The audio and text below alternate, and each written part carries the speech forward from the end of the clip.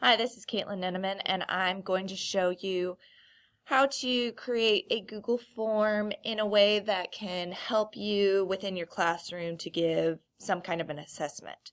So what you're going to do is you're going to be in your Drive, or you can always go over here and go to More, and you can see forms or see even more from Google if you don't use forms very often. So I usually like going to my Drive and hit New, More, and Google Forms. So, one of the first things that I really like to do is I like it so that I always know which student is using my form. And in order to do that, I go ahead and I like the require sign-in restrict to Blue Valley School District user. So students will just have to log into their email. I say collect email address, and I also limit it to one response so kids aren't going back and retaking it over and over and over again.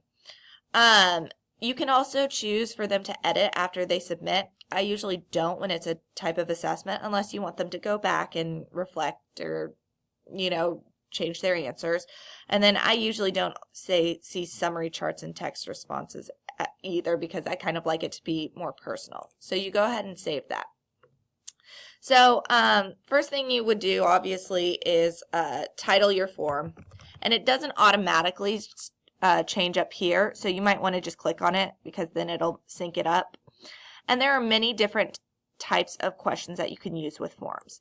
So multiple choice is a great one, especially if you're using Flubaroo. And one other thing that is pretty important to do is to hit when you've got multiple choice or like any questions in here, is that it's required. So basically students cannot submit their form unless they have answered this. And so I might, say, and I've got all of these things.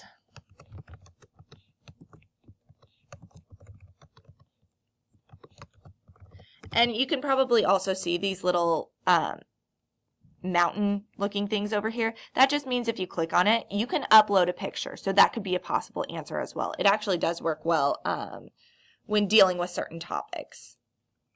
So once you've done that, I also personally like to shuffle the option order.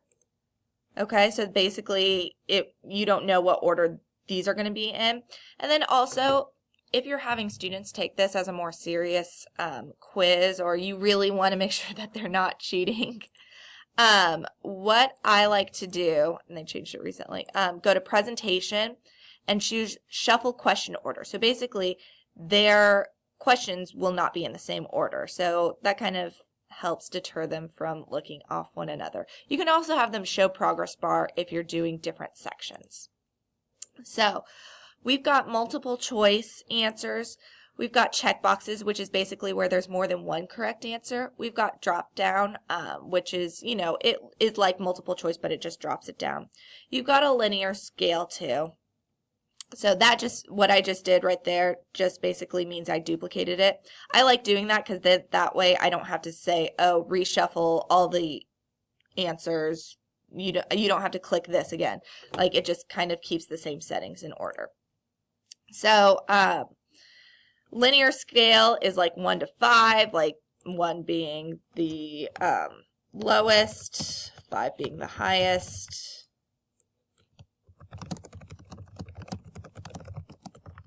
Okay, so that's a really good one for surveys or something like that.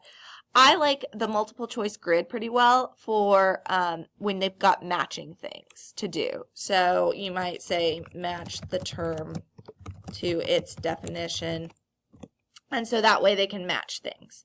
I like to check that it's require 1 response per row. That means they can't move on until they've done that.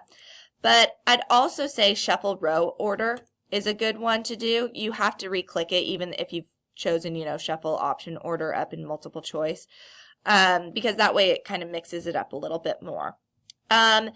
If you want to add other things, so this is over where you can add a question. You can add a title and a description here too. So, if I'm moving on to a new section of this, I might, have science and then describe what they would do in this. Please select the answer that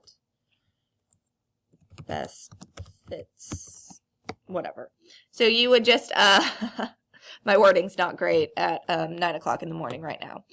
And so you can also add a video, which, I mean, that would be good to have if the kids have to watch a video and then maybe like answer questions after this. I also like add a section pretty well. So after section 1, continue to the next section. Basically what this is going to do is it's going to put it on a different page. So they'll have to hit next after they've done this. So this section is, I usually, if I did this with like, I would have a multiple choice part, a short answer part, something like that. So I might have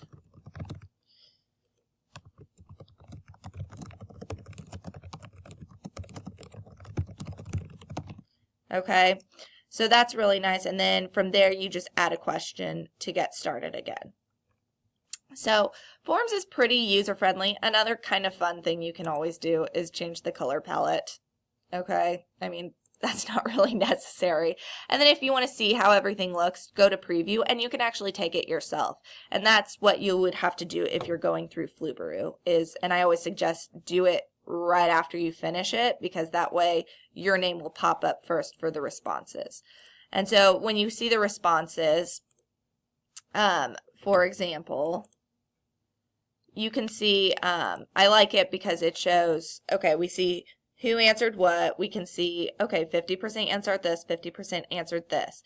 So it gives you a breakdown of the data. So it's really good for formative assessments and also just to see, like even with summative assessments, it's always nice to see like how well did the kids do. So if you ever have any questions about how to use Google Forms, I love them.